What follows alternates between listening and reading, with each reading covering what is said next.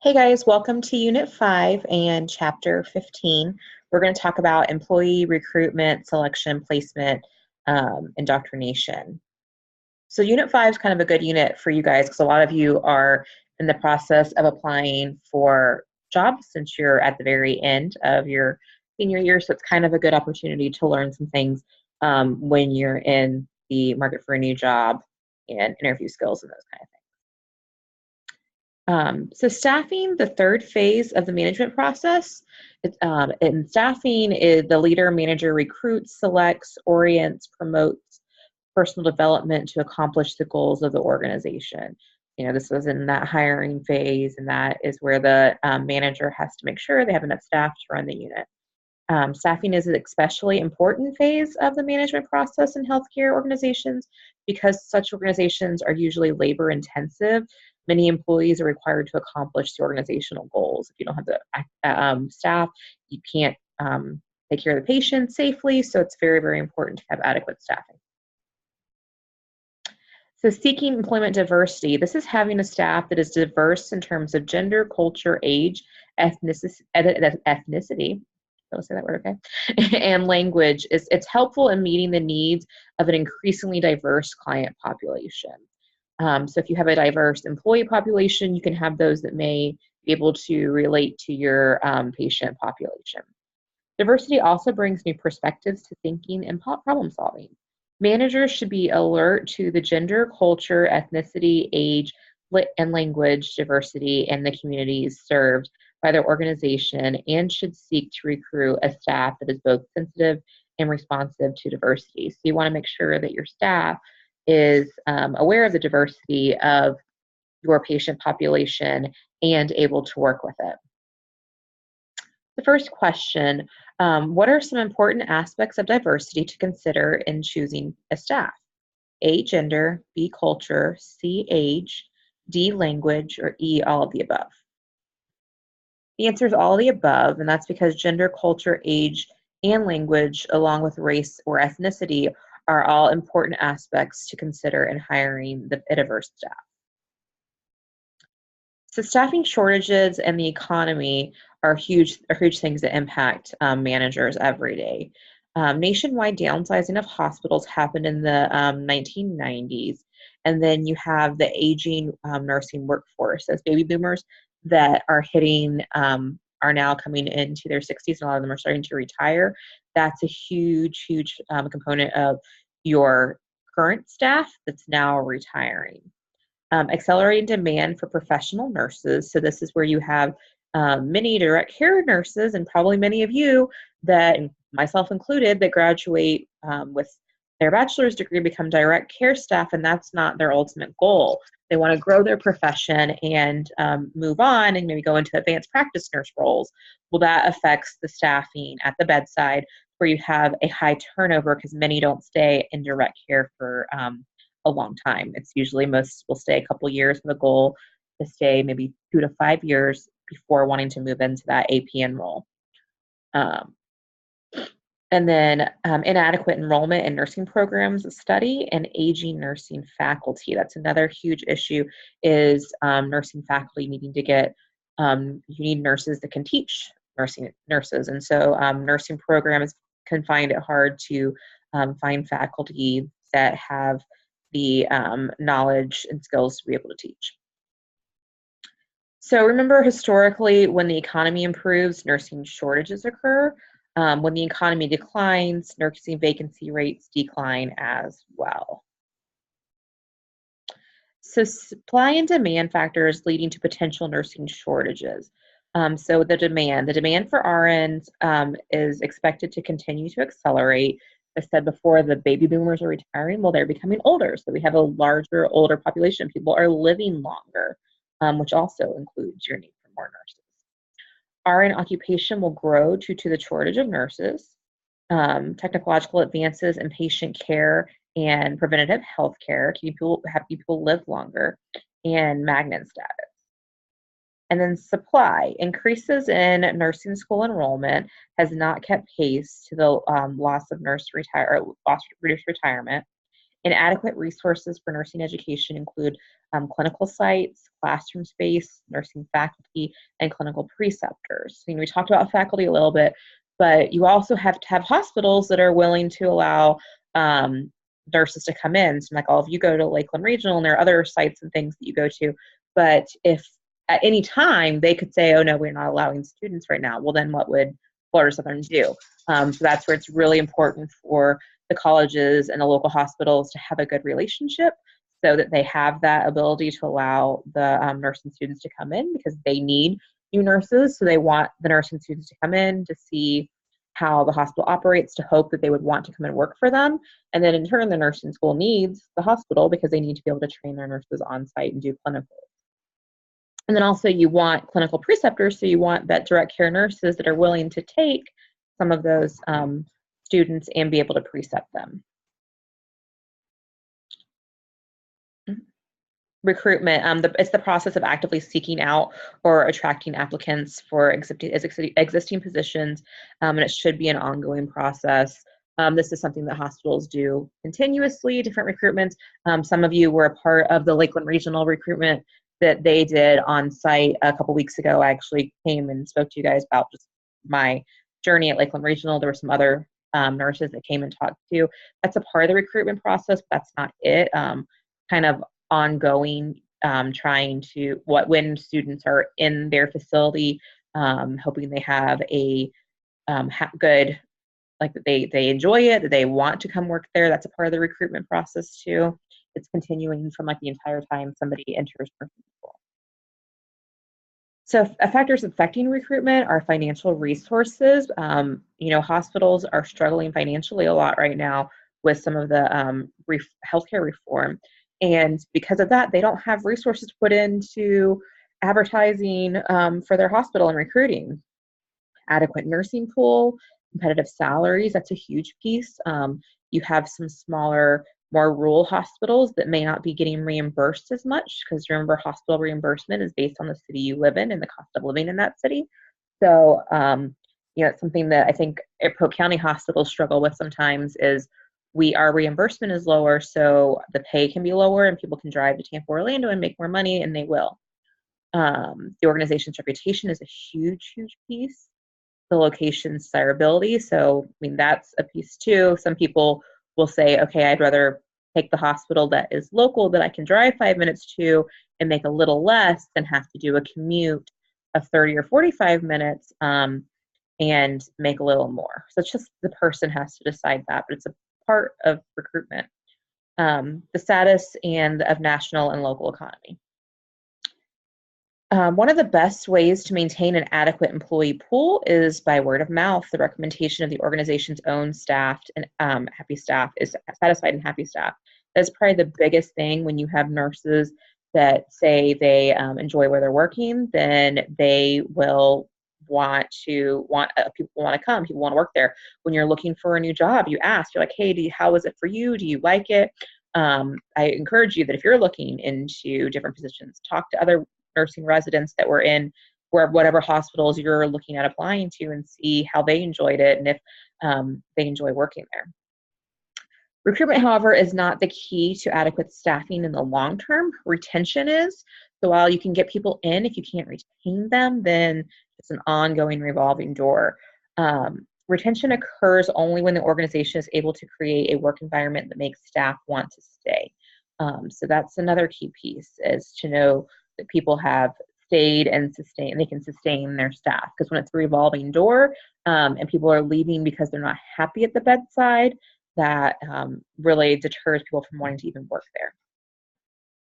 So some methods for recruiting are advertisements, career days, literature, informal use of members of the organization as examples of satisfied employees. Like when I came and talked to some of the students at Florida Southern, I've done that every year since I graduated. So that's one way that Lakeland Regional recruits.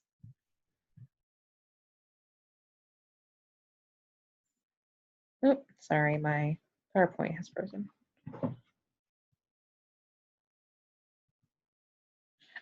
Interviewing as a selection tool. It is most common method for employee selection used by managers, and it is also the most time-consuming and thus one of the most costly selection tools. It generally requires an interviewer to use judgments, biases, and values to make decisions based on a short interaction with an applicant in an unnatural situation. Thus, reliability and vitality is always suspect. Purpose of the selection interview, the interviewer seeks to obtain enough information to determine the applicant's sustainability for the available position. The applicant seeks to obtain adequate information to make an intelligent decision about accepting the job should it be offered. And the interviewer seeks to conduct the interview in such a manner that regardless of the interviewer's result, the applicant will continue to have respect and goodwill toward the organization. So factors affecting staffing needs are source for nursing pools, number of students enrolled in most local nursing schools. If there's not a local nursing school near a hospital, they will struggle more for staffing because that's where the nursing pool usually comes from. Usual length of employment of newly hired staff, peak staff resignation periods, times when patient census is highest, patient care delivery systems in place, knowledge level of needed staff, and budget constraints. All of these things affect your staffing needs. So turnover can be normal. You expect to have some normal turnover. In fact, it can be desirable to be able to have some new staff coming in. It infuses the organization with fresh ideas and reduces the probability of groupthink, so it's good to have some new insight coming in. However, excess or unnecessary turnover reduces the ability of the organization to produce an end product and is expensive. So it's expensive every time you're having to do orientation for a new nurse, and if you get somebody in and they don't even last a year, then they've already, think about it, somebody goes through like a 12-week orientation period. So it's a couple months while they're getting that orientation, you're paying double nurses to be there. Well, if they don't even stay a full year after that, it's a huge cost expense, and you have to bring somebody in to replace them. So that's why turnover isn't always good. You want a little bit, but if you have high levels of it, it can be worrisome for the organization. Reliability and vitality issues. Vitality increases the team approach. Negative information tends to be weighed more heavily than positive information. The same standards should be used for all applicants, and selection should be based on established criteria, not value judgments. Personal bias should be minimized because negative feelings likely have no relation to the criteria necessary for success in the position. Limitations of an interview process as a selection tool. Subjectivity can never be totally eliminated. That's always a piece of it. High interview assessments do not necessarily correlate to high-level performance on a job. So some people can be just really good interviewers. That doesn't mean they're going to be a great nurse. They may be great at communication and interviewing, but do they have the skills needed and the critical thinking to be a good direct care nurse? Not always.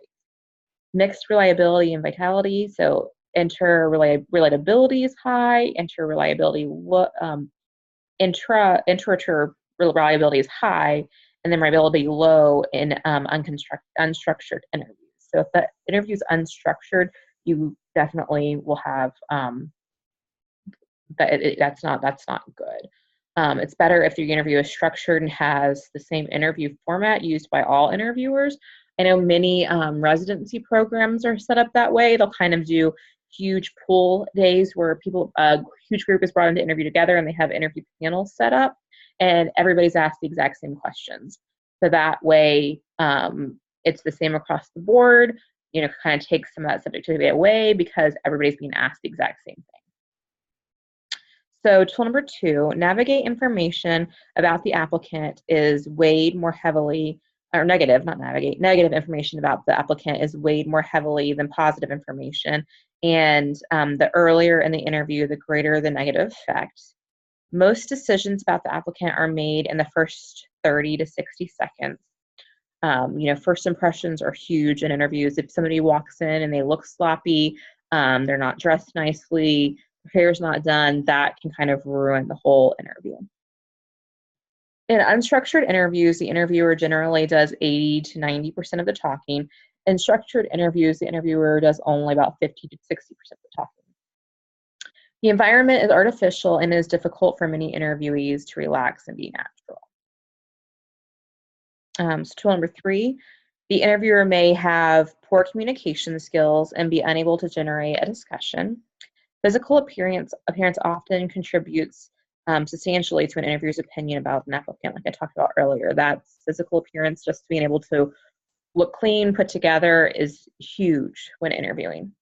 Interviewers frequently ask questions that demonstrate a self-fulfilling prophecy regarding their first impressions of an applicant, and the major defect of the interview is subjectivity. So how do you overcome interview limitations? Use a team approach, develop a structured interview format for each job classification, use scenarios to determine decision-making ability, conduct multiple interviews, and provide training in effective interviewing techniques. Suggested interview format: introduce yourself and greet the applicant. Make a brief statement about the organization and position and clarify the position for which the person is applying. Discuss the information on the application and seek clarification or amplification as necessary. Discuss employee qualifications and proceed with structured interview format. And if the applicant is qualified, discuss the position further, explain hiring procedures, and terminate the interview. So for evaluation of the interview, the requirements of the job, qualified versus overqualified, and then personal bias. Examine any negative feelings occurring in their interview for personal bias. Because that happens too. Sometimes people walk in, you're interviewing them, and it's like, oh, I just don't get a good feeling, I don't like them. Well, do you have a valid reason for why they wouldn't be a good applicant? You can't just say, oh, I don't feel like the way I feel about them. No, there needs to be a valid reason.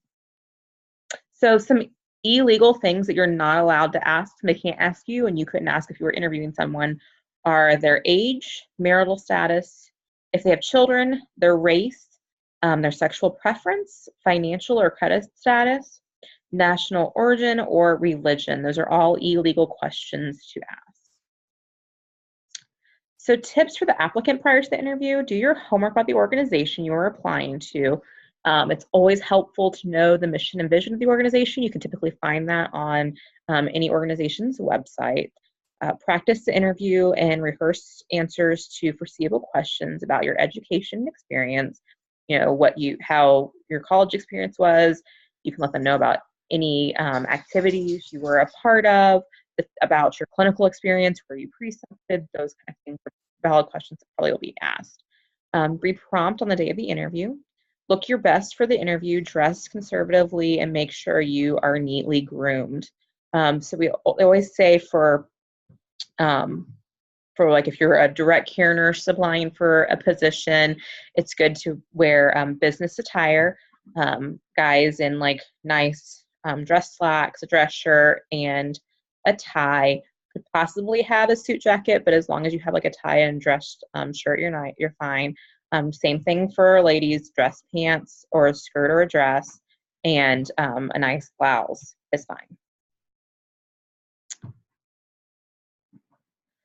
So continuing the tips, the goal is to make a good first impression. So you want to be on time, smile, shake hands, maintain eye contact, stand until the interviewer invites you to sit, place personal belongings beside you on the floor, do not slouch or fidget, do not chew gum or smoke cigarettes, bring a paper and pencil to take notes, and answer questions with confidence and watch the interviewer for nonverbal cues. It's also good to bring even though you would have turned in your resume, to bring another copy of your paper copy with you of your resume, and allow the interviewee to have that in case they haven't printed one.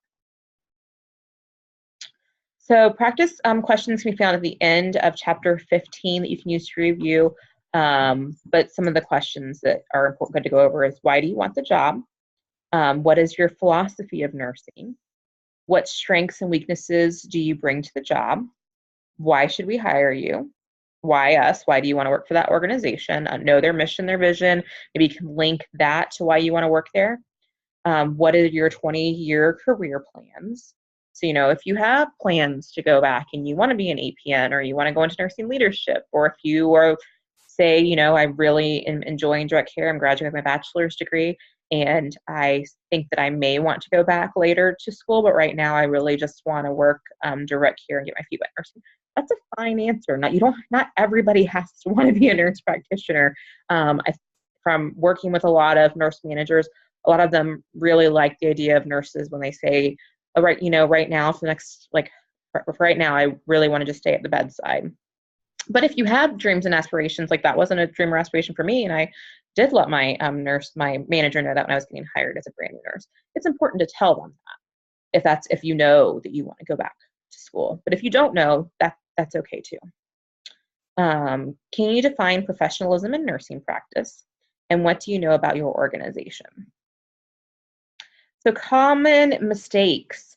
Arriving so early, you appear over anxious. I've seen this before. Actually, at Lakeland Regional, we were doing the nursing residency interviews. This is a couple years ago, and they have like two sections. There's like section 1's in the morning and section 2's in the afternoon. Someone for section 2 actually came so early that we were still in the middle of the section 1 interview group, and it was kind of really uncomfortable because we didn't know where to put the person. It was like, well, can you come back later? Because everybody that was in part of the interview, the first set of interviewees was still there, and that person was like almost 3 hours early.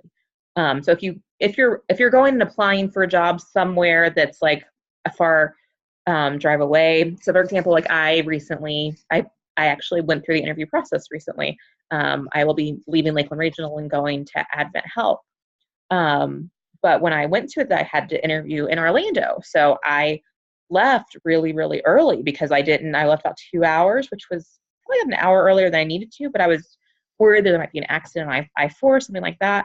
But when I got to the hospital or got like in the direct area, I stopped and went and got coffee and kind of was able to relax a little bit before the interview, before I went to the hospital, because then I knew I was in the area. So that's like if you know that you're having to do travel for your interview and you want to make sure you get there early, yes, that's appropriate, but don't go into the building, don't call the person you're interviewing with an hour early. Like if you're 15 minutes early, that's great, that's appropriate, but like when you're getting like an hour early, that's just too much. Saying too much, you want to make sure you're answering the questions that are being asked of you, but you don't need to go on and just kind of like run on sentences and start saying too much. Wearing a coat or hat during the interview. You should never be wearing a hat. If it's cold outside and you need an overcoat, okay, yes, wear it, but take it off once you're inside the building. Wearing intimidating colors or patterns. You want to be wearing something simple, nice looking. Sitting down before the interviewer does, or addressing the interviewer based by his or her first name is not appropriate. Asking about salary, vocation, or promotions too early in the interview.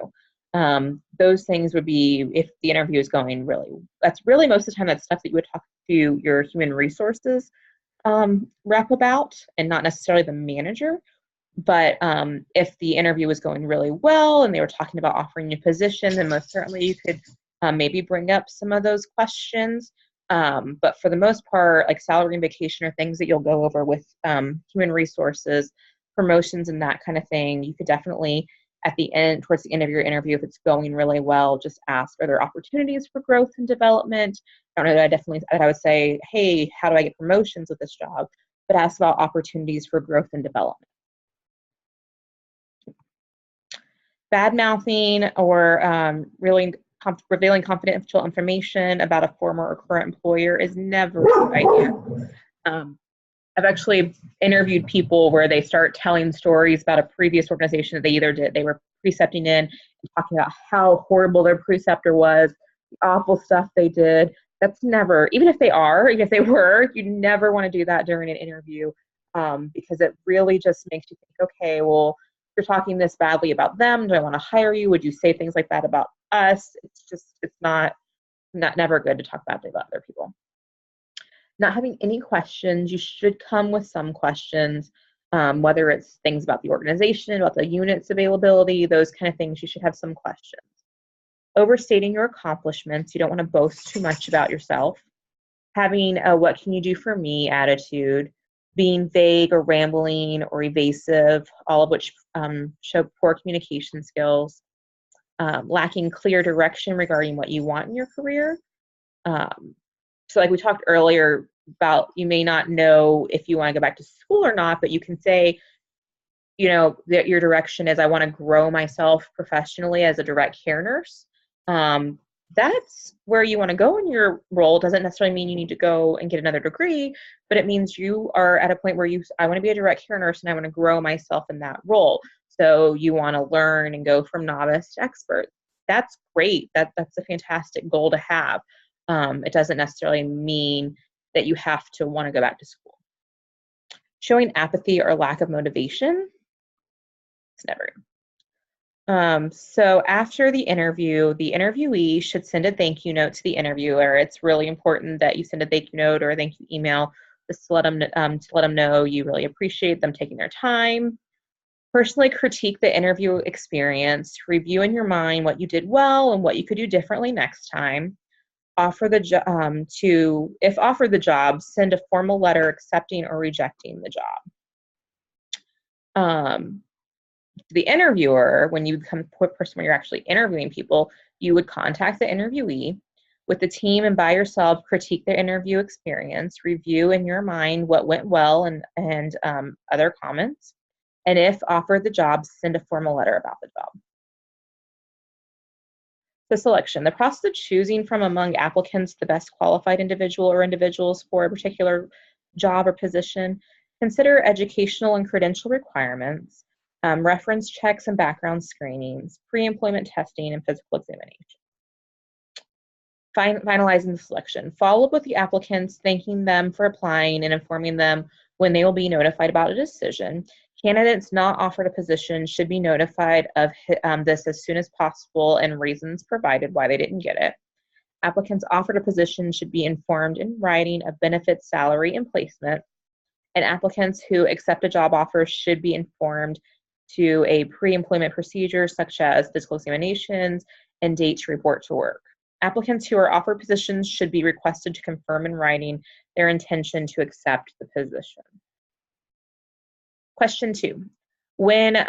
Tell whether the statement is true or false. Positive information is usually weighed more heavily than negative information in an interview. True or false? That's false. One of the disadvantages of an interview as a selection tool is that negative information about the applicant is weighed more heavily than positive information. That's kind of in life. Anytime anything negative happens, just the chemical reaction in our brain that happens when we have a negative response is remembered 10 times more than a positive thing. You'll feel like it takes 10 positive things to make up for a negative. That's actually because of the chemicals that are released in our brain when we have negative experiences. Kind of sad. We should be feeling better about positive stuff, but it's just the way our minds work. Phases of employee indoctrination. So you have the induction phase. This includes all activities that educate the new employee about the organization, employment, and personal policies and procedures. You have the orientation phase, which teaches the activities that are more specific to the position. And then individual orientation to each department. Specific departments are responsible for programming their own orientation program. And that's it. So I hope you guys found this interesting, especially as many of you are already starting to apply for positions, and that it will help you as you continue this journey of starting your new careers. Okay.